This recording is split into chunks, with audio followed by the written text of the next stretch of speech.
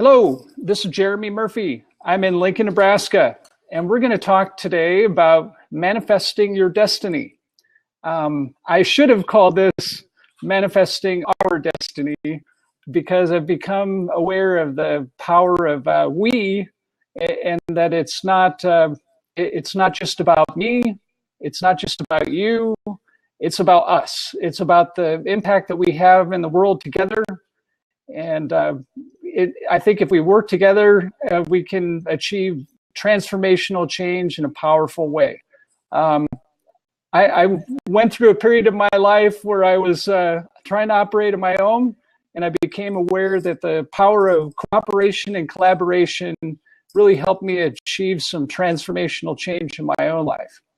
So the first quote that I wanted to provide as inspiration would be the following, and maybe you know who said this, we'll see. I am not afraid, I was born to do this. St. Joan of Arc. We talk about manifestation and what that means. You can put it in simple terms. You can put it in the terms of Captain Jean-Luc Picard on the Star Trek, the Next Generation version. He famously said that to Commander Riker and other members of the ship, well, mainly to Commander Riker, to tell him to do something that he asked for permission, for consent to do. So what do I mean by manifesting our destiny? And I'll change the title in a while to Manifesting Our Destiny, because I think it's a better title, and it's the title that I want to be on this for the purposes of the recording. Manifesting our destiny, it really, we have to look at, there's a nucleus of positivity. It has to be it has to have positivity at its core. And I think I've become aware that the more that negativity creeps in, it just sort of interferes and it takes us off track, off path a little bit. And, then we really can't achieve or go where we want to go in life. So I think it's important to have positivity as the nucleus of the atom of manifesting our destiny. The second thing that I would say, that there's a definite requirement that we be active. We have to take action. We can't be passive about it. We have this temptation to sit on the couch, to dream about doing things and then procrastinating about it, or being afraid that it's not going to be perfect. And because it can't be perfect, that it shouldn't be done, or that we should put it off until we've thought through something. And that's valuable. I mean, as a creative person, I realize we need this incubation time with ideas. We can't always we can't always snap our fingers and do something immediately. We have to think about things, but we do have to act. There's no magic manifestation button where you press a magic button and suddenly everything happens. Life just isn't that simple. It requires action on our part, and frequently action in concert with others to really be able to achieve powerful things in our lives. So activity, not passivity. There's a temptation, we do need to recognize that we do need to rest. We do need to have moments of silence, moments of rest, getting adequate sleep, things of that nature. But we have to be active. We can't be passive about things, or things just don't happen. So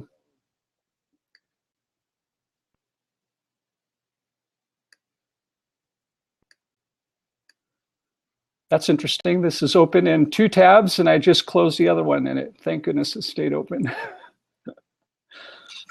Hi. Hi, Bambi. How are you? Jeremy. Good to meet you. I have to run. It's lovely to meet you. I've been, seeing your stuff around, and I had a brief time before I had to get on with my next client. But what you're talking about is so right up my alley that it was like, oh, I wanted to jump in. So just to quickly introduce myself, I call myself a brain coach. So I'm an occupational therapist and I'm an anxiety specialist, and I sort of help entrepreneurs and leaders. Teaching them how to really leverage themselves with brain science and intentions and energy and the law of attraction. So what you're talking about is really like so my passion. The thing that you were talking about, the action, I know that, and positivity, to go back to the first thing of positivity, it is so important because what we're thinking about, we're bringing about. So if you're at a really high frequency resonance of energy that is coming from appreciation, gratitude, love, positivity, all of these things, you're going to be attracting in like frequency and like people and like experiences. So that's really pivotal. And whenever we dip down, which we all do, because there's the light and dark of everything, we dip down to that lower frequency, right? Doesn't matter how dialed in we are. We're all going to go to worry and fear at some point. True. How quickly we begin to see things kind of shift and come into our awareness that are of those lower frequencies. Mm-hmm. And just, having those tools to be able to get back up is so key. But the other thing about the positivity is the more you think about positivity, the more that reticular activating system in our brain, which I describe it as a giant eyeball that's spinning on the top of our head, and it's always looking for whatever we're talking about or thinking about. Yeah. If we're in that high frequency of love and appreciation, that, reticular activating system sees more things for us to love and appreciate. Right. And likewise, when we're in fear, like around money, scarcity, our reticular activating system starts seeing more things to dial in that fear. And that's really huge. And understanding kind of the brain mechanics behind the quantum, how the brain mechanics work with the quantum field and all of that is very valuable to go, oh, okay. Now I understand the mechanics of all of this stuff and how that works. And the other piece with the action is, a lot of people sit on their pillow and think, oh, I'm going to think law of attraction is going to bring it to me. And it's like, no, it doesn't happen that way. That's just the beginning. And I had a friend who powerfully made me aware that, you can't sit on the couch. You got to get up and do something, be active, or, you can't magically... There's no magic button. I wish there was. I wish life was that simple, but it's not. We have to actually get up and think through what we're doing and be intentional with what we're doing too. So exactly. Yeah, that intention piece is huge because I know that I work with a lot of entrepreneurs, and it's really, like I said, I help entrepreneurs leverage themselves with the law of attraction and the mind mechanics and all of that. But if you can, if you sit down and first do that intentional work and get your energy field big and then get in action with something, that is a very effective way to make things easier, faster, and setting the intention that it can be easy. True. That's super big. That's something I've been practicing this week of going, I've got this project on hand. There's a lot of pieces of it that make my stomach kind of go, ugh, like that's not my brilliance. Yeah. That's not a part of my business that I like. And I thought, if I create my reality, why am I creating that to be a glitch in my system and difficult for me? And so I sat down and I just said, all right, I set the intention that this is going to be shown to me to unfold in a way that's really easy and graceful and joyful. And hopefully that is going to bring me the person who it is their joy and brilliance to take that on, and then I can stay in action and be working with what I want to do that really excites me and fills me with that positivity and joy. Yeah, we do all possess that inner radiance, brilliance, and greatness, don't we? And we forget about that, or we simply don't recognize it sometimes. I think I don't know, we fall out of touch with it, and we get so self-critical that things have to be perfect or they can't be done, and that's not true. I mean, if a blog post takes 20 drafts, then it takes 20 drafts. I mean, that's life. Yes. Yeah. I always try to activate my inner business guru, before I do my work, and sitting in sort of a quiet meditative state and getting my brain into my heart center, right? Because then we synchronize the two. And this one, my heart center is a lot more brilliant than my brain center is, and it can kind of get me relaxed and open. And then I just say, okay, inner business guru, let's crank out a blab, or let's crank out a blog post, or let's, do a new meditation, or write that Infusionsoft sequence, whatever it is that I'm working on. And boy, when I get out of my way and I call her in, her name is Georgina. When I call Georgina in, then Georgina really, can grease the wheels to making it happen a lot easier. Good.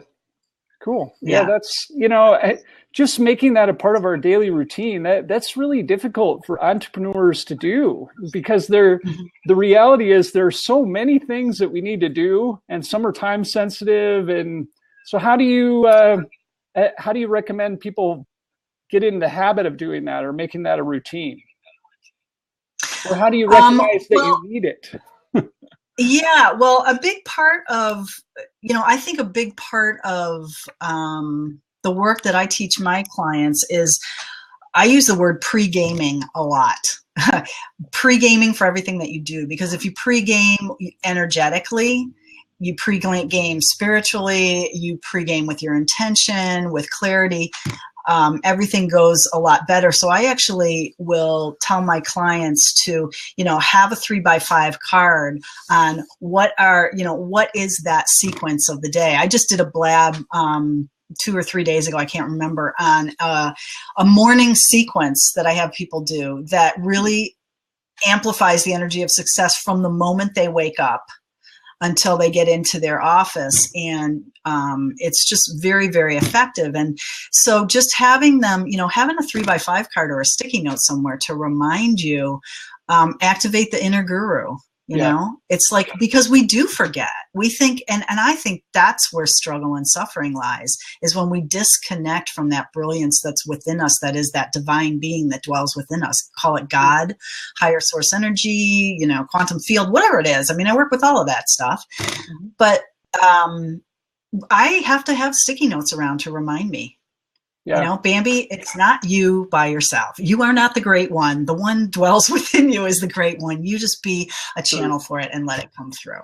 But the trick with this is we have to act with humility. I mean, if we act like we are the guru, people will take it the wrong way. And it's interesting to me that we're all looking for the guru with all the answers.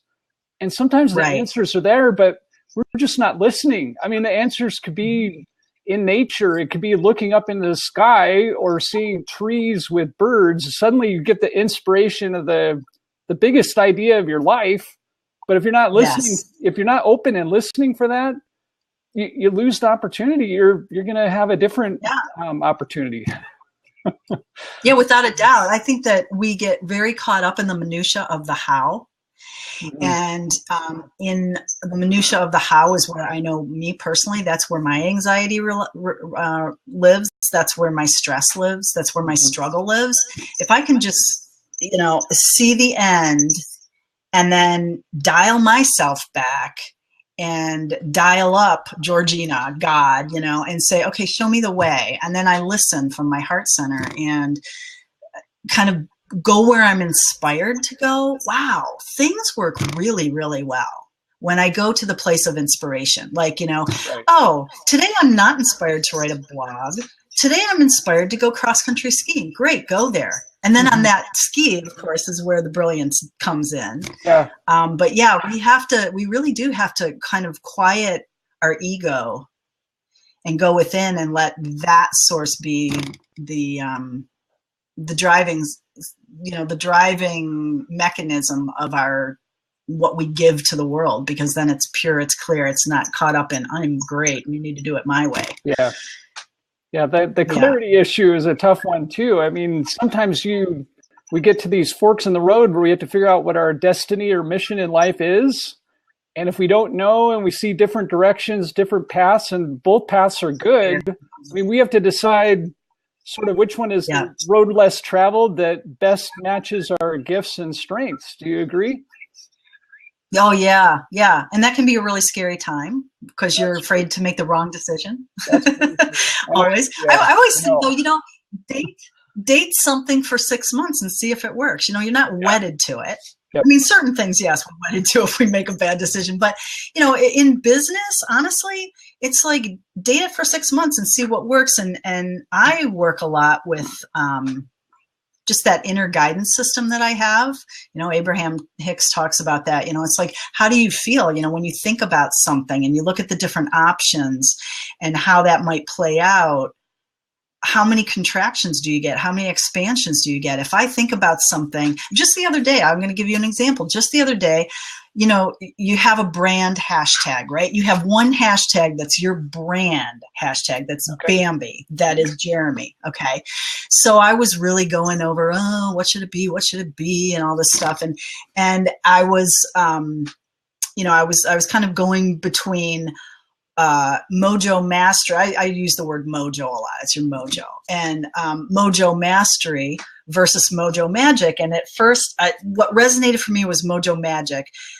But I was getting into my head about, but I'm science-based and I want to, if I put magic in there, they're going to think I'm too woo-woo and I'm going to draw all the unicorns only. And I want unicorns in my room, but I want people who are really into this neuroscience too. Yeah. And I don't want to alienate. I was going through this whole thing and I said, wait a minute, Bambi, dial it back. Just close your eyes and say, Mojo Mastery or Mojo Magic. And Mojo Mastery, there was a definite contraction, and Mojo Magic, it was like, yeah. And I just said, all right, that's it. That's it. That's my heart saying that is what makes me sing. And if I'm singing, my business is going to be great. And if I'm struggling, my business isn't going to be great. And if I'm out of integrity because of what I think I should say, it's going to impact everything. Sure. Yeah, it has to be authentic. Yeah, it has to be authentic. And in alignment with our personal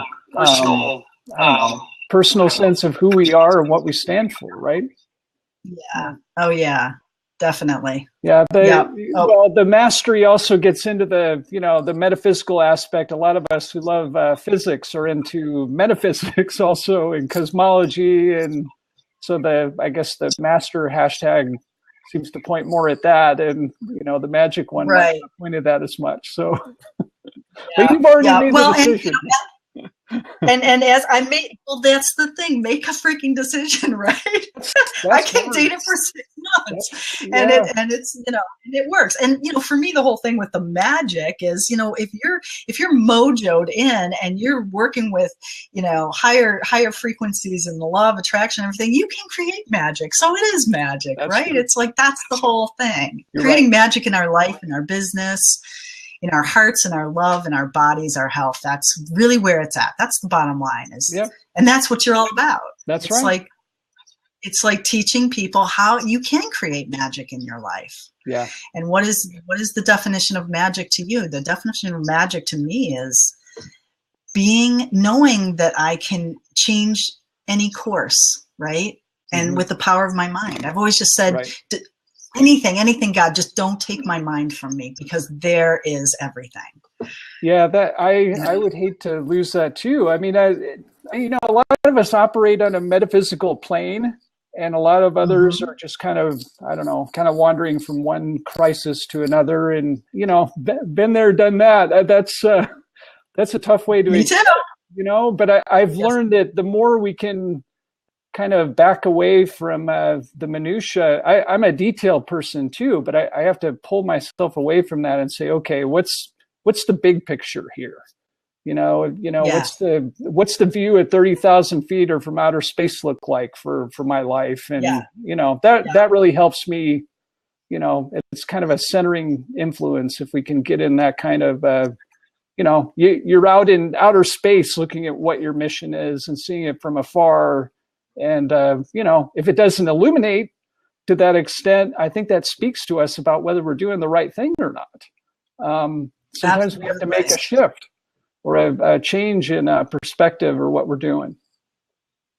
Yeah, without a doubt. And, that reminds me, and it's a sticky note I should put on my board as one of those important things to always keep in, you know, as a tool on the sidelines is, it's always so helpful to me to ask myself when I'm dipping down into the lower frequencies of fear, worry, struggle, stress, whatever, is to say, wow, you know, this isn't going to matter in 24 hours. This isn't going to matter in 6 weeks, a week. You know, this is only an instantaneous reaction to something right in front of me. Yep. And whenever I do that, it's, oh, God, I'm not even going to be thinking about this. So why would I hemorrhage my life force energy the way I am right now? I'm totally like giving all my mojo to this thing, and it's not going to matter tomorrow. I'm not even going to ever think about it again, as a matter of fact. Yep. And that's a great thing to remind ourselves and ask, is this going to matter tomorrow? Is this going to matter in a week? No. Yeah, I love that you use react, because there are these pivotal points in life where if we start overreacting to things and taking actions that aren't consistent with our character, you know, suddenly you're becoming, you know, a reactionary, and then we have to take corrective action and move more to, you know, action instead of reaction, right? Oh yeah, big time. Being a reactor is, you know, a very tough way to go through life, because it means that you're a victim of whatever is around you. And yeah, I always, you know, come back to be the Buddha, just observe and not react, just observe. Go, isn't it interesting that this is happening right now?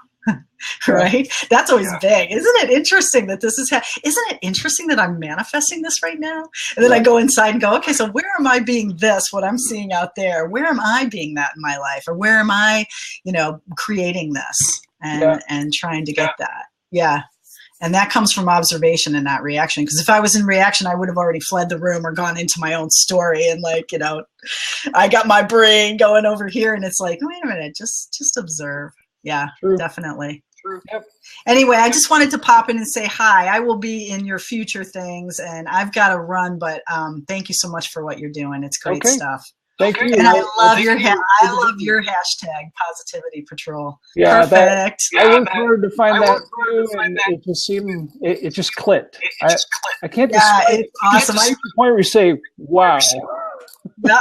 That's what you want. That's what you want, without a doubt. Yep. So yeah. So I'll be seeing you here again, Jeremy. All right. Great to see you. Good. Thanks. Bye. Okay, we're going to get back to let's see where we were here. We talked about positivity. We talked about the importance of activity and not passivity. And now we're going to get to one of my favorites, creativity. Wow, if we're creative, and we realize what our creative gifts are and what a powerful impact they can have on people, we need to share them with the world. I'll use the example of, I'm a positivity coach now, a running coach, a health coach, also a writer and blogger. And I had kind of put my writing on the side and wasn't doing much with it, just using it for work. And I realized I can't do this.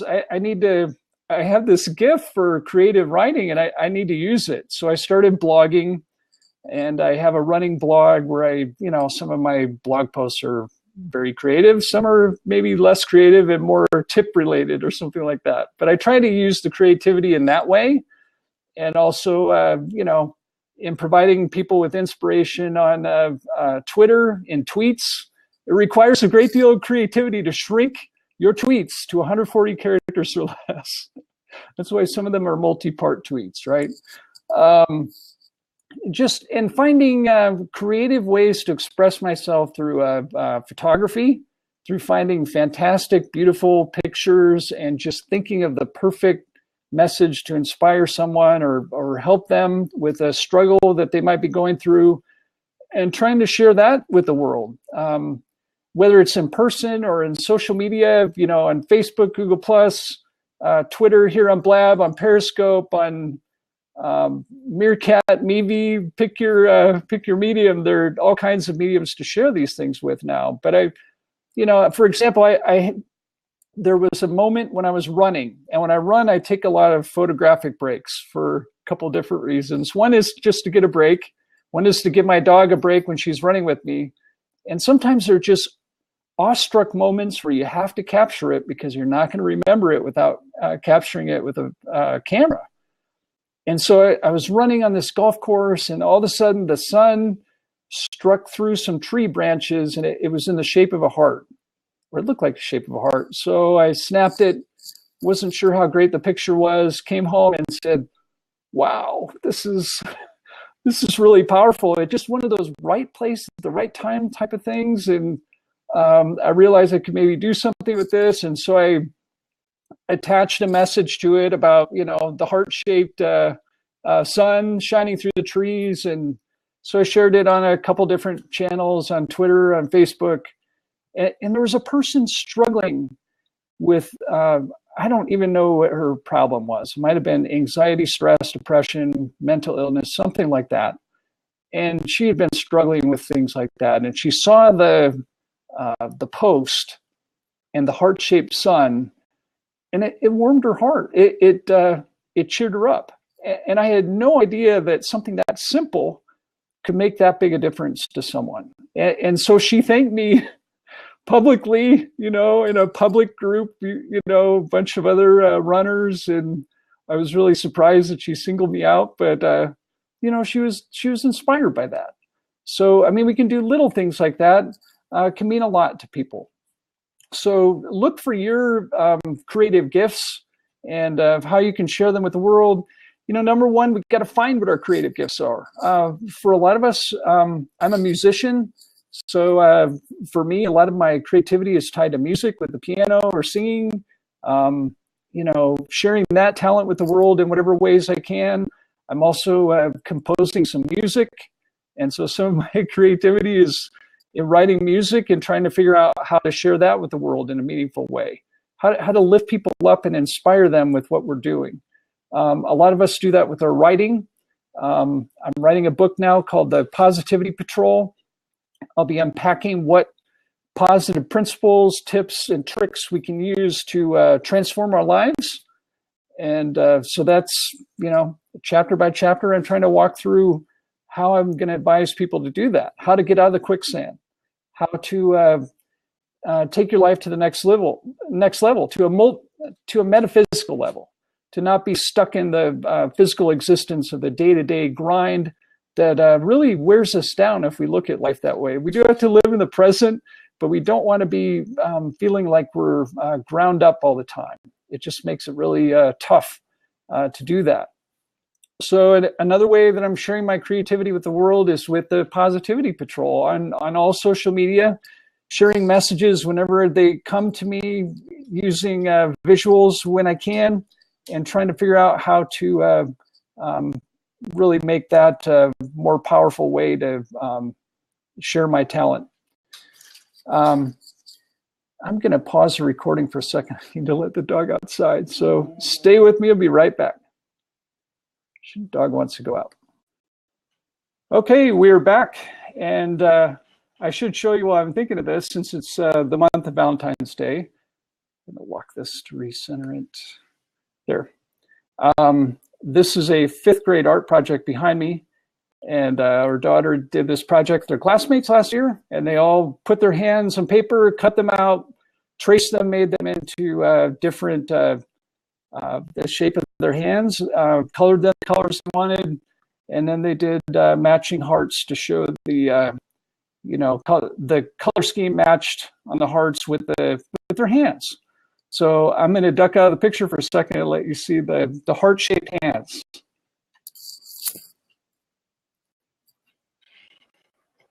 Okay. We talked about creativity. The next concept I wanted to talk about in connection with this is reflection and reflectivity. We need to take the time to reflect on what our mission in life is, to figure out how to really make it meaningful, and to make it meaningful in a metaphysical sense. We have to ask not only what is the meaning of life, we need to ask what is the metaphysical meaning of my life? What is the metaphysical mission that I'm here to accomplish? And how can I do that? We don't want to get consumed with the how, but we do need to realize there are small steps that we can take in conjunction with others, and some are just incremental steps we take every day. They stack up into a staircase that takes us to our goal. And so, as a positivity coach, that's really part of what I'm doing, trying to help people figure out where you are, what are your goals, what are your big missions in life, what are your challenges, what are your biggest challenges, what are your biggest obstacles, and then we analyze how can we break through those obstacles and take you to the finish line. And as a running coach, we're always looking at the finish line, but realizing that life is not a destination. Life is a journey. So we do need to recognize that we are trying to get to the destination, but we need to focus more on the journey, on the long-term picture, and also breaking it into incremental bits of daily activity, monthly activity, quarterly activity, annual activity to take us to our goal, and to make sure that we have bigger goals after we get past that goal to take us to, whatever our big mission is in life. And I'm not just talking about bucket list type of ideas, and some of bucket list items may fall in that category of, big goals in life, but some may fall a little short of that. But recognize that we want to make sure that we're taking action after metaphysical reflection upon what we're trying to accomplish. In order to do this, one of my favorite sayings is, as a philosophy major, is to dig deep. I'm a deep person. People recognize that right away. Sometimes people think I'm aloof, and that's not the case. I'm actually, if I'm quiet and I seem aloof, it's because I'm doing deep thinking. I have a deep thinker bumper sticker in my car, and I use it frequently. I use it daily. I have critical thinking is a big deal, and it shouldn't be self-critical to the extent that we're harming ourselves, but it should be critical to the point that we're using logic, reason, common sense to make our decisions, and to not get caught up in a cycle of self-criticism or criticism of others. I don't think over-criticism of others, I'm not sure has great value, other than showing that, we don't know the proper way to act. That's really what that shows to us. So remember to dig deep. I'm using that with my athletes I'm coaching now, and also doing health coaching, where we'll be teaching people that to dig deep. In order to do that, we've got to deal with inspiration. We've got to find out how can we inspire ourselves to do great things, to take on big challenges, to really wrestle with the toughest issues of our life, from challenges like that I'm helping people with anxiety, stress, depression, mental illness, having goals of losing weight, having a dream of trying to compete in the Boston Marathon. I'm coaching an athlete now who wants to qualify for Boston. And in order to do that, he's got to run a pretty fast full marathon time. And in order to get there, he has to first run a pretty fast half marathon time to show us he's on track to really take on the Boston Marathon qualifying attempt in a full marathon, after kind of being under that threshold in a half marathon. So we have to look at, my friend Bruce Van Horn says, life is a marathon. And he has a website called that. And that's a very powerful insight. Life is not a sprint. Sometimes we're just frenetically running all over the place and burning out all of our positive energy. But we need to be really focused with that and recognize that we take small steps, and we're in it for the long haul. We're not in it for some short-term gain, or life isn't a short-term game either. It's a long-term activity that will have meaningful consequences, not only upon our lives, but upon the lives of hundreds, thousands, possibly millions of others. That's the kind of impact that I think, a lot of us are called to have. I think people that are on media where they're global, global insights, people are collaborating with us in a global extent. We need to really recognize that and be aware of it. So think about that. Think about who inspires you, who really gets you excited about what your mission in life is. Maybe it's somebody who told you what your mission in life is. Sometimes we recognize what our own mission in life is, and sometimes people, they whisper these little messages to us about, I don't think you're meant to do this. And I had this happen in my own life. I've been an attorney since 1993 for 23 years, and I had a couple friends that said, I don't think you're meant to practice law anymore. And I said, what? And I was defensive, and I thought, that's, you tie up your existence with your career, recognize that you have the power and ability to go do something else with that talent, to take the legal talent and to use it in a coaching, counseling capacity in helping people achieve their dreams, goals, missions, and purposes in life. So, we need to recognize that inspiration, it could be someone else telling us what our mission is, either directly or in a subtle way. And sometimes it sinks in gradually. It doesn't always happen immediately. Very important. We need to have the courage to be contrarian. People are all over trying to conform. People are copying each other, stealing each other's material. As an attorney, I'm kind of sensitive to that because, we have copyright laws and we have them for a reason.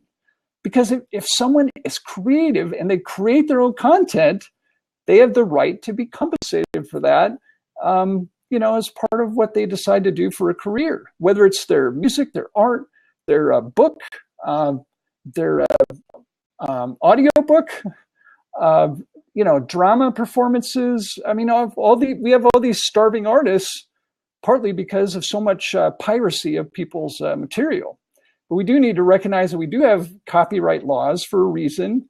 And part of the reason is to allow people to protect their own creative ideas. We all have the right to do that. And I look forward to publishing my Positivity Patrol book and being able to protect it and being able to publish my music that I'm writing that's sort of Asian-Irish blend. And, being able to copyright that. I'm writing a positivity course that I'm just doing final edits on, and I'm probably gonna have to copyright that, because if I don't, people will try to copy that content without giving me credit for it, which, I'm okay if you're gonna use my idea, but if you're gonna quote me in the entirety or close to that, I'd appreciate, people just quoting me, giving me proper attribution for that. And you really can't ensure that without being able to get that copyright secured and to maintain it and be able to police it. And if people violate that, then people need to face the consequences of dealing with, violating U.S. copyright laws. So let's see. We talked about just having the courage to be contrarian, to cut against the grain, to be the voice in the wilderness, to be alone, and recognize that that's okay. That it may be our mission in life to help one person primarily. We may not know that until later, but we have to be looking for that one person that we can help every day with something. And sometimes it's not the same person every day. Sometimes it's someone will give a cry for help, and we won't recognize it until later. And so we, sometimes we have to be open to listening for that, or we don't hear that someone needs our help. And sometimes it might be just someone hinting they need help with something that we have skills, experience, or expertise with. So if you do have skills, expertise, or experience with something, and someone's asking for your help, just be willing to help them. And not everybody can afford to, pay us for that help, and that's okay. I don't think we should expect to be compensated for everything we do. I think we have to recognize that we do have a a duty to do what's in the best interest to help humankind in a meaningful way, and helping men and women around the world and children that need our help, really looking for who needs our help the most and trying to really focus on helping them with their needs. Another very important one, I believe it's important to only associate with people that are positive, inspirational, and that are going to lift you up. If people are attacking you, being negative, being toxic, trying to take you off task, unless you're helping with them in a coaching or teaching capacity or something like that, you need to disassociate with them. We need to recognize that sometimes people are just trying to take us down. We have people trying to hijack blabs. This is also happening on Periscope. You get bombarded with negativity. Suddenly people are just piling on, trying to attack you or take you off your mission. So what can you really do? We can do this. We can hug our haters and block all these people. We block them and we stay on task. Life's too short to get caught up with ridiculous nonsense. And I know it's the year of the monkey, but I don't have time for monkey business. I only have time for what is my mission in life and what am I here to do? I don't have time to waste time. We get caught up in thinking, oh, well, I could do this, but I'm going to procrastinate. I'm going to waste time on this other thing. And, wasting time isn't really a good thing. It just results in, a longer to-do list tomorrow. So recognize that. I think it's very important to serve and help those in need who ask for our help, whether they ask for it directly or in a subtle manner. And if they ask for it in a subtle manner, just reach out and ask them if we can do anything to help. I think that's important. So I want you all to realize that you are strong, you are powerful, you have a purpose, you have a definite mission in life. And I think we need to ask ourselves, what is it? What is that mission in life? There's a great book by Richard Bowles called What Color is Your Parachute? And one of the most powerful parts of this book for me was when he gets to the question of, what is your mission in life? Write it down, but it has to fit on this many lines. And I realized, oh my goodness, I can't fit it in that many lines. We attorneys, we have a problem with brevity. We have to write all these briefs, but we have to respect length limits. So, what is your mission in life? Write it down. Think about it. Set an hour aside, unplug from everything, unplug from electronics. Think about what your mission in life is. Why are you here? What can you do?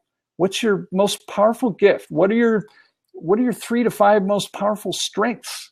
And how can you combine those in a powerful way with people around the world to really resonate and be able to project your message and really be able to help people in a powerful way, really in a viral way. If you have this kind of resonance, your message should project like great music, like an orchestra. You have an orchestra playing Beethoven's Ninth, and the choir comes in on the chorus and the fourth movement. And, if the orchestra is in tune and the choir is ready and they're warmed up and they're singing on pitch, wow, it really resonates.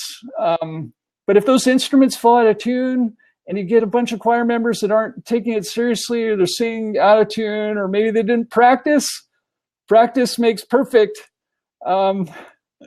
Practice does make perfect.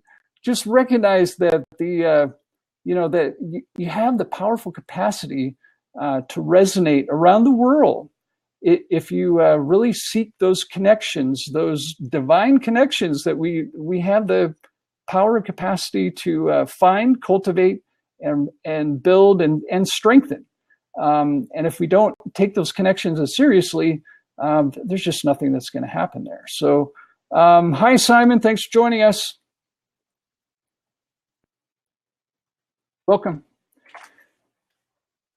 Let's see. We're going to go to, we talked about what is your mission in life. As part of doing that, we need to figure out, we have to imagine what our mission in life is. We have to envision it. We have to see it.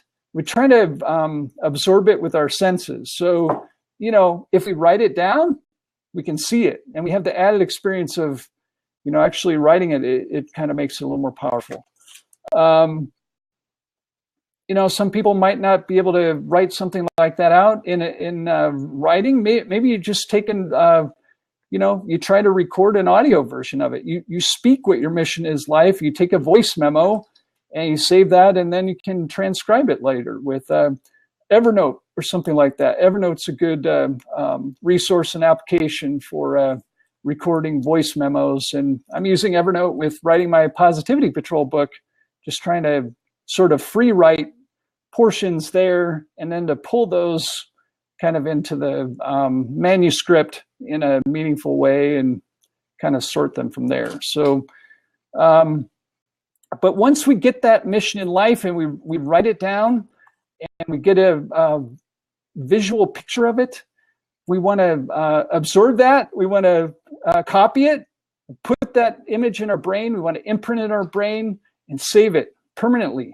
Now recognize your mission in life may change. Your mission in life may shift. We have moments in middle age in particular, and that's what I am. And we have forks in the road where our mission in life changes. So recognize we have to reevaluate maybe every year what our mission in life is, and if it's changed. And if it's changed in a meaningful way, then we need to take steps to adjust accordingly and be able to go a different direction. So let's see. We need to keep some reminders of our higher metaphysical purpose. That we're not just here for, achieving our to-do lists every day. That's wonderful. It's great to have to-do lists, and I believe in lists, but I believe we're here for a higher purpose than just our daily to-do lists. We have all these smaller duties or tasks that we need to accomplish, but we have a higher metaphysical purpose that we need to really think about, focus on, and align our life with. And if we're not aligned with that, we need to realign and make sure that we're really linked to the proper people to take us to whatever that higher metaphysical purpose is. So remember that. It's important to create shields to protect yourself from negativity. There is a ton of negativity out there right now, and it's here in Blab. It's all over Periscope. I can't do a Periscope broadcast or scope without being attacked by people that are being negative or asking me about issues that have nothing to do with the topic. And I love to interact with people. I love to talk with people. But if you're going to take me off task or try to hijack my content, I'm not going to allow that. Life is too short to waste time on monkey business. And I consider negativity one of the largest categories of monkey business out there. I agree, Simon. I think we do always get haters. They're out there. And I think the stronger our positivity is, the more negativity we're going to encounter. And some of it is just, people just being insulted, or maybe people that are struggling, but they don't want to tell us that they're struggling, but they just want to, they just want to try to attack us or take a free shot at somebody to get through an issue they're having.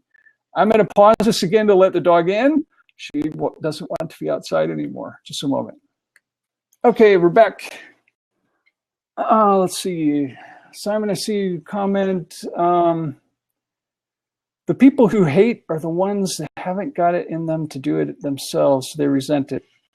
Yeah, I think that's true. I would clarify it like this, though. I would say they don't have it in themselves yet. They have the capacity for positivity, but they haven't had anyone introduce it to them in a meaningful way that can really be of assistance to them. So we'll say hello to Charlie. Hi, thanks for joining us. Just talking about how to manifest our destiny. Okay, so we talked about creating the shields to deflect negativity. If you sense it, you just, what I mean is you just put the shields up. You sort of put blinders on, not entirely, but you put blinders on that will reflect any negativity just back to the person. We should only be reflecting positive energy. And if we're reflecting negative energy, we need to stop. We need to absolutely stop, because it drains us. It drains us of creativity, artistic ability. It drains our power. And we wonder why we're tired and crabby and things like this. And a lot of times it's because we've allowed this negativity to fester. And when it festers too much, it bubbles over and boils over like a pasta pot that's unwatched. The pasta pot that's unwatched. What happens to the pasta pot that's unwatched? It boils over, it burns. You don't need to test that pasta anymore to see if it's al dente. You can't throw it against the wall. It's overcooked. And if you have some Italian descent like I do, you always watch your pasta pot. You never let that pasta go unwatched, because it's it's just not something you can risk. You've got to pay attention. We have to have an awareness, a mindfulness about what we're doing. So be aware of that. Think about that. Let's see. Simon asked a question. So you believe in stuff like The Secret and visualization? I have not really absorbed The Secret yet. I'm hearing about it from a lot of people, but I haven't actually. I think it's a movie, and I haven't watched the movie yet, so I don't know about that.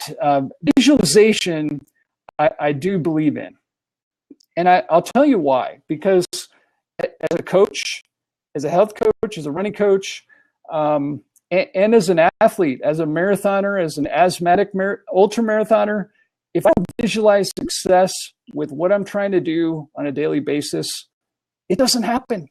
It doesn't happen at all. If I don't, visualize my run every day before I go out and do it, sometimes I'm not prepared for what I get. For example, if it's cold and low wind chill and snowy and icy outside, and I haven't sort of braced myself for that in my brain, it's a shock. It's a shock. You get out there and you're just, what? You just say, what is a treadmill day? I'm not running outside anymore. And, your dog's pulling you on the ice. And you're trying to keep your balance. And we have to, I believe we have to visualize. If we don't, we can't achieve what we're trying to do. To give you an example, if I didn't visualize running and finishing my first marathon, it wouldn't have happened. If I hadn't visualized finishing my first ultra marathon, my first 50K race, wouldn't have happened.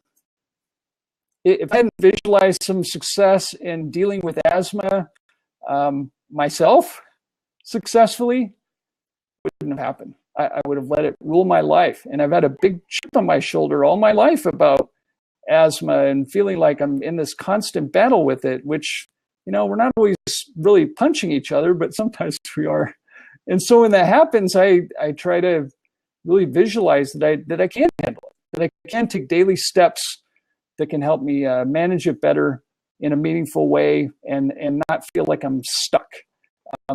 And so I think visualization and really envisioning success, I think it's a really powerful way to achieve success. And I think without it, I'm not sure it's possible. Maybe there are others out there that don't believe in visualization as much, but I'm a big believer in it. I think we need to do it daily, even if it's something small, even if it's a 1-minute visualization of, I'm going to have a good day, and maybe these couple things will happen. And, maybe I'll make 1, 2, or 3 meaningful connections today, people I haven't met before, or reach out to a couple people that need my help and try to reach out to them in a meaningful way.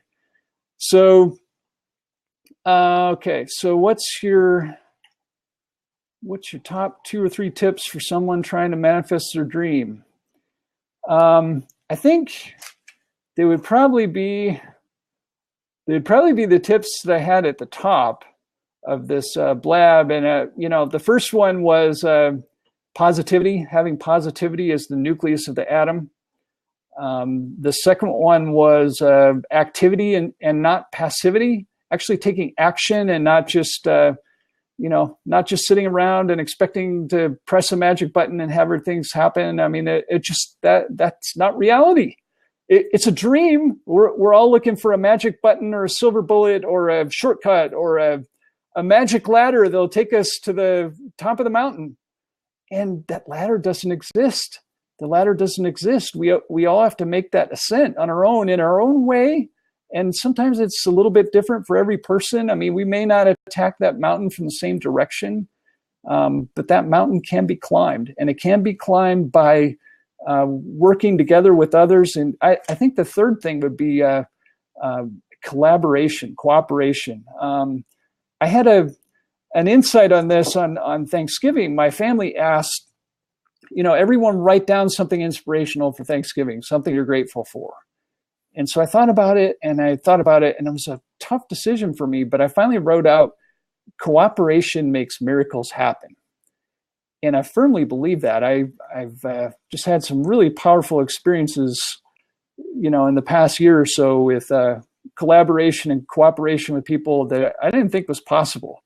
And some of these people I've never met. I've maybe connected with them on Skype or through Blab or through Periscope, Twitter, Facebook, and the like. But I haven't met a lot of them in person. But we've collaborated and created meaningful, transforming content that people can turn to and get some help with. So that's what I'd say: the positivity, activity, and cooperation. Gratitude. Yeah, gratitude is a big deal. We get caught up in negativity and not being, some of us, it's hard to accept compliments.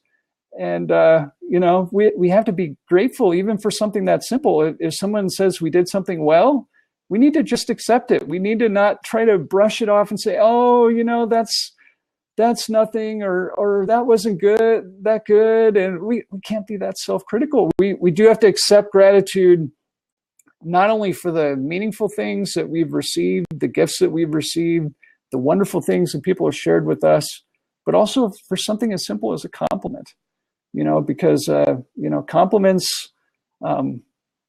compliments work. They help people, they lift them up, they inspire them.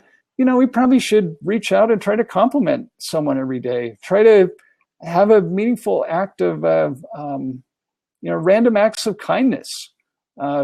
If we all did that, imagine the resonance of that around the world, the resonation that would occur.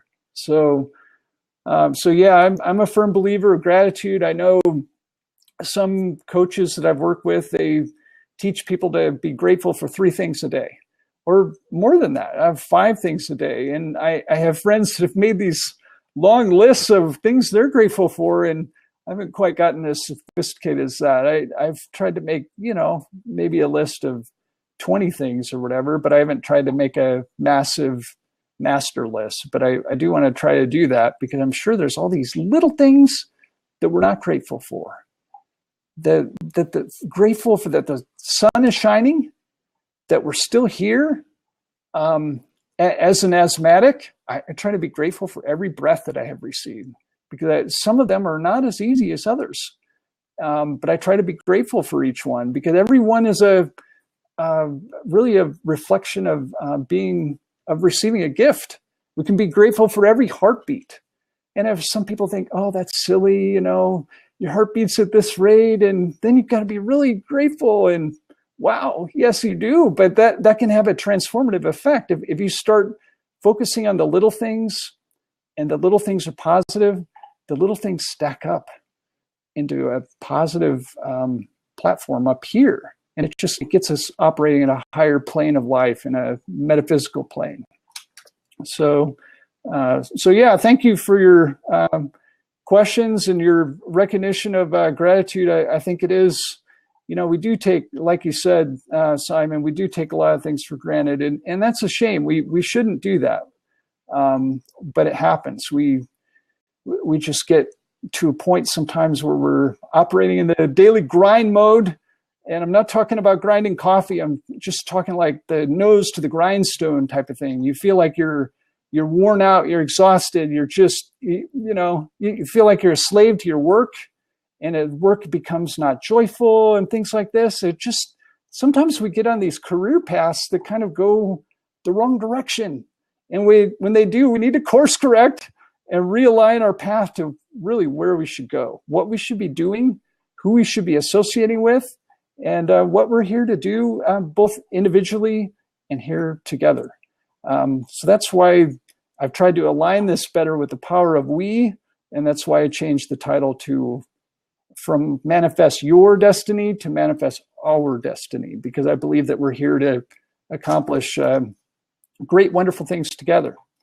So it's important to, the people talk, what does the word manifest mean? Yes, it talks about it can mean the passengers on a ship, but I think it means something much more powerful than that. It means really making something wonderful happen, and figuring out how to make that happen and with whom, and that type of thing. So we do need to be strong and be courageous.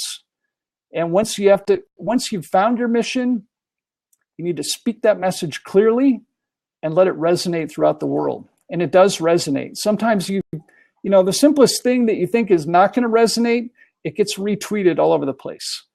And you just scratch your head and you say, wow, what happened there? That didn't even look like something that was worthy of that kind of resonance. It's just sometimes things connect with people in a powerful, visceral way that we don't quite fully understand sometimes, but we need to recognize that sometimes that happens and we just don't know why or how that happens, but it does. So just trying to speak your message clearly, let it resonate throughout the world, have the courage to share your message and your story. Share your story with the world. Tell the world your story. How did you get where you are? How did you overcome your challenges, your difficulties, your crises that you get confronted with? How do you handle that? Because that helps people that are in a similar state. It helps people that are in a similar state to break through, to crush their challenges, to really be able to operate in a completely different lifestyle. If we recognize that we're powerful, we're strong, we have the great capacity to do fantastic things, but we have to have the courage to take that step. We have to have the courage to take each one of those steps and recognize that once you go down a certain path, you can't really go back. You can shift direction, but you can't really go down the same staircase because it's too big a shift. So really make sure that the path that you're on, that it's really in alignment with who you are. Be authentic, be honest, be trustworthy. Don't try to copy people and be someone you're not. There are too many people doing that, and we just don't need any more copycats. We have enough of that. So let's see. Talked about examples of manifesting your destiny. It can mean different things to different people. For some people, it might be writing a book. That's part of my manifesting my destiny right now, to finish the Positivity Patrol book. For runners, it might be something else. It might be qualifying for the Boston Marathon. I'm coaching a runner right now who wants to qualify for Boston. And it's a tough thing. It's a lifelong pursuit for a lot of us. And as someone with asthma, it may be a lifelong pursuit for me. And I may not get there. But even if I can't get there, I believe I possess the knowledge, skills, and experience to help others get there, and to get there in an intentional, progressive, incremental way. So, that could be manifesting someone's destiny for those who want to qualify for Boston. For others, it might be teaching a class. Teachers do wonderful work in the world, and I probably don't recognize this enough, and I don't think they're appreciated enough for what they do. But a lot of us have a great talent teaching, and part of coaching is teaching. And so the health coach classes that I'll be teaching, some of it it's sort of coaching, but it's sort of teaching. It's a little bit of both. It's a really powerful blend of, using a teaching model, but also combining it with, coaching techniques and tactics, and really being aware to where people are, listening to where they are, and trying to figure out how to take them to the next level, how to break through, the biggest struggles that we have, to identify what they are, to figure out what they are, and to figure out who can help us break through those. And it might involve a coach or a teacher to do that. And so we just simply have to have the courage to ask for that help if we recognize we need help with something. Whether it's needing a health coach, a running coach, a life coach, there are all kinds of coaches in the world that help people with different things. So, a lot of coaches help people who are business owners, entrepreneurs, break through with the difficulties they have. Bambi was on earlier with trying to help people in that kind of capacity with entrepreneurial struggles. And I think some of what entrepreneurs go through, it is a little bit of struggle. It's not always, it's not always as easy as we might think, to accomplish certain things. So, so recognize that and be aware that that's a possibility. That we can really teach and coach people, and really ask for help if we need it. So let's see. So we talked about the examples of manifesting our destiny, not your destiny, our destiny. Make sure that you're inspiring others daily with powerful nuggets of metaphysical wisdom.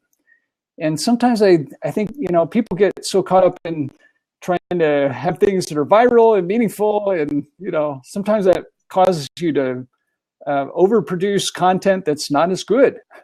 And we need to recognize if the content isn't as good, we got to have the courage to revise it, redo it, make it more of a metaphysical statement or a motto that might inspire someone.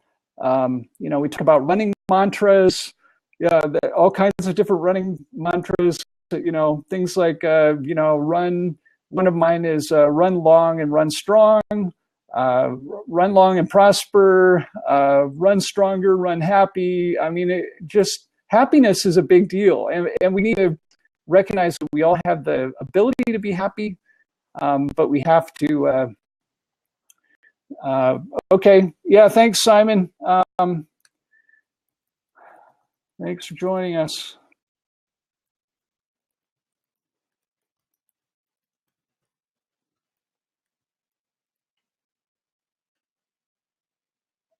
All right. Okay. Hey, C. Will, thanks for joining me. Sort of getting through almost to the bottom here, my material. Let's see. Oh, nature speaks to us.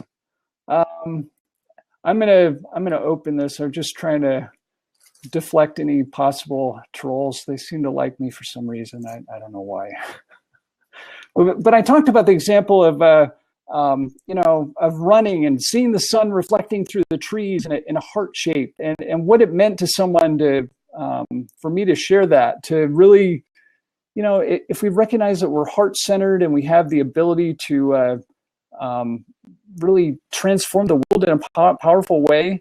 But a lot of times we're just not listening. We're so busy up here, and we've got to be quiet. Got to be quiet. I try to give an example. I try to plug in my phone for an hour a day. Just charge it, put it in airplane mode. I know the world might try to contact me, but usually it hasn't. So sometimes it has. But the thing I'm trying to say is we've got to unplug from the world to really be, take the time to be quiet, like like Bambi was saying earlier, and recognize we've got to take some time for reflection in order to make a more meaningful connection and transformative effect on the world. And if we're not taking that time for reflection, then there's too much activity up here. We're not quieting our mind to the extent that we can really focus on what we're doing and why we're here. So listen nature is speaking to you. Another powerful way of helping with manifestation is listening to others. I've reached a point in my life where I caught myself saying to someone on the phone, "No one's listening to me. No one is listening to me." And I heard myself say that, and I said, "Why did I say that?" And I realized I stopped listening to other people, and that's why they stopped listening to me. Listening is a two-way street. There's no, I'm not going to listen to you, but I expect you to listen to every word that I say. I mean, if we're that closed-minded to listening to other people, how do we expect them to listen to us? I mean, it's not fair. It's reciprocal. It's a two-way street. And in order to achieve manifesting our destiny together, we have to really recognize where our listening ability is, and to try to work on it on a daily basis. And there are people out there that are wonderful people coaching people with listening skills. And I guess I would even recognize Marilyn Shannon as one of those people that has helped me a great deal in just becoming a much greater, developing my listening capacity and developing the ability to just be quiet. We always have the inclination that, I got to say something right now. I've got to have the last word. And as an attorney, it's such a strong temptation. We've got to have the last word. We feel like we have to poke people or cross-examine people at certain times, and that's not always the right thing. That's not a good way to live. And let me ask this: should I be cross-examining my wife? Should I really be cross-examining my wife when I'm asking her something? No. It does not work, because if I try to do it, she'll tell me. She'll say, "Whoa, wait a minute! What? This is the crazy lawyer thing that you're trying to sort of get away from now." And I recognize that becoming a lawyer, it helped give me a lot of gifts, but it also sort of it makes you sort of negative about certain things. And one of them is it doesn't really do much for your listening skills. That's something you have to sort of learn on your own. It makes you want to talk too much. And we need to recognize that sometimes we're just talking for the sake of getting something off our chest. And sometimes that's not the best way to do it. Sometimes the best way to do it is to journal, to write it in Evernote, to dump it in a journal somewhere, and look at it later and see if it's meaningful. And if it can be shared in a blog post or form of a book or something like that, then go ahead and share it. I mean, but if it's not, if it's just sort of dumping negative, chaotic, crisis type of things out of our life, we all have the capacity to do that in a private setting, whether it's in a journal or with a coach or a confidant, a spouse, but we really shouldn't be airing all our, chaotic or crisis type of thoughts publicly. It's not fruitful to do that. So trying to recognize we have the capacity to write some of that down in a journal or something like that, and to really be able to part with it that way, to create a written recollection of it. And sometimes I'll go back at things that I wrote, and they're just, they're so nonsensical. Sometimes they're angry. If you have a bad day or a chaotic event that happens in your life and you overreact to it, your written description of what happened is just, whoa. You look back at it over time and you say, wow, that's a really negative, reaction to what happened. And we talked earlier about action and not reaction. And action, there's action instead of passivity, and there's action versus reaction. And if we're just doing knee-jerk reactions to things and overreacting to them, and just with anger or negative emotions, I've learned that's not helpful. We need to be positive, inspiring, and lift each other up in meaningful ways. So we do need to recognize that listening to others, life is sort of like a puzzle. And there are all these pieces, and we try to assemble these pieces ourselves, and sometimes we can't find how the pieces line up or match, how the pieces fit together, if you will. And sometimes it's listening to others that really shows us how those pieces go together. I would use the added example with, life is sort of like a kaleidoscope. And sometimes, we see negative images and get focused on them. But I've recognized that I have the capacity and ability to spin that kaleidoscope and make it go a different direction. And you see, different colors, different shapes, and it gives you a different, much different impression of where life is, what it's all about, and that type of thing. So recognize that that others do have that capacity to help us, and we have capacity to help them when they need it. Now, sometimes the puzzle is confusing.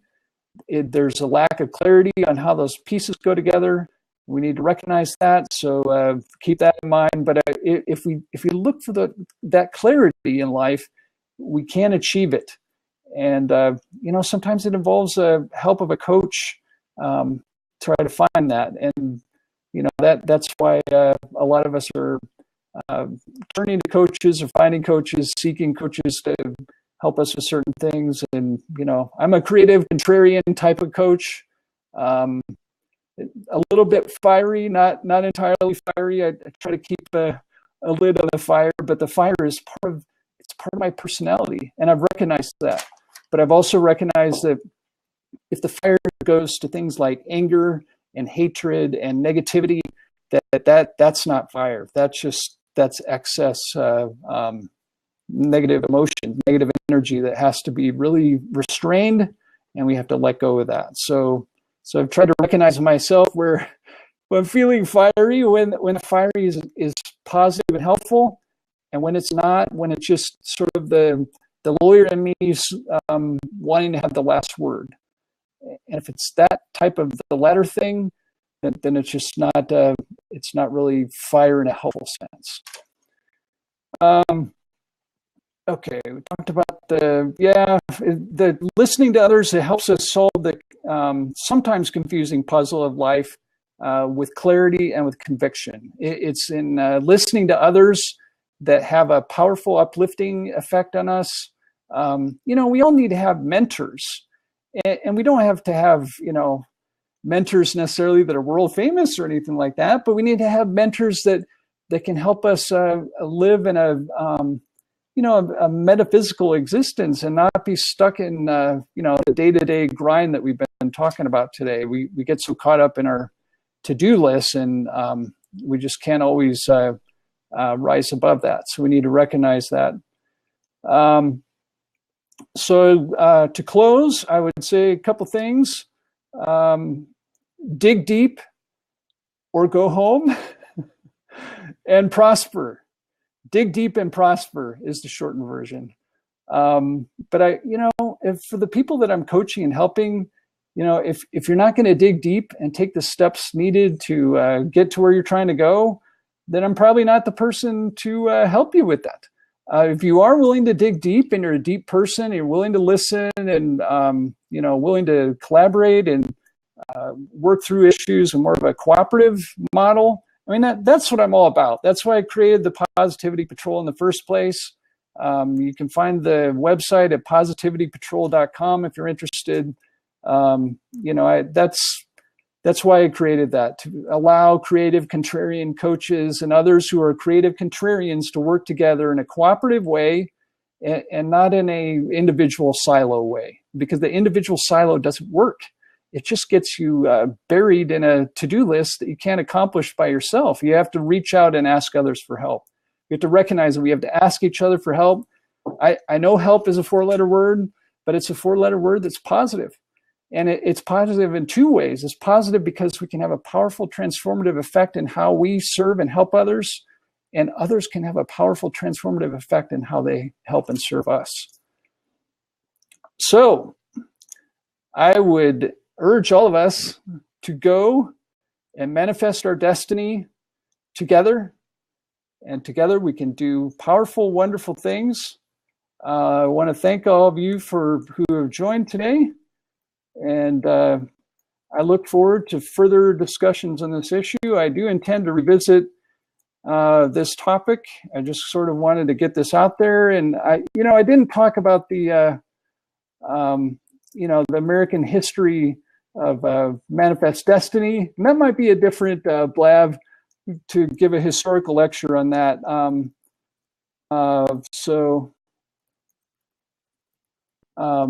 You know, that I just kind of wanted to talk about it in philosophical terms. You know, here's how I would describe it.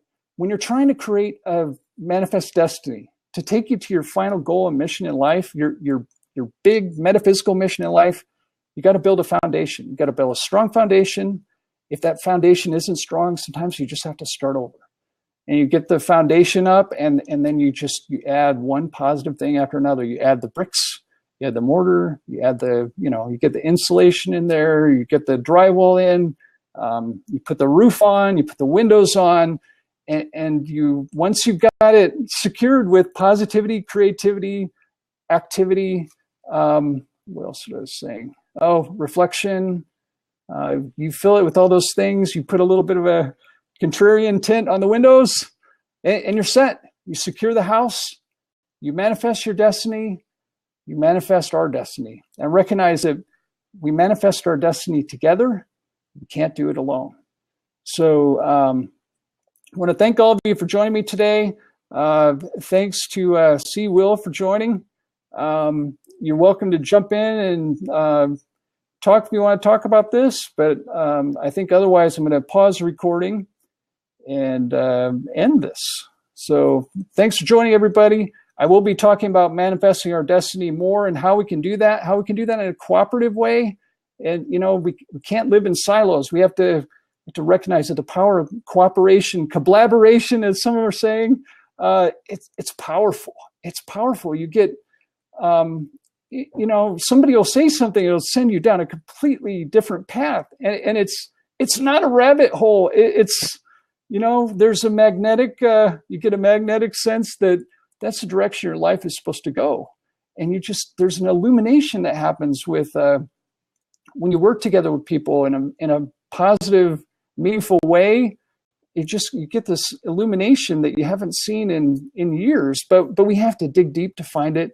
And if we do dig deep to find it, we will find the clarity we need, but we have to have the courage and strength to act. So be bold, be strong, be courageous, follow your dreams, and together we will manifest our destiny.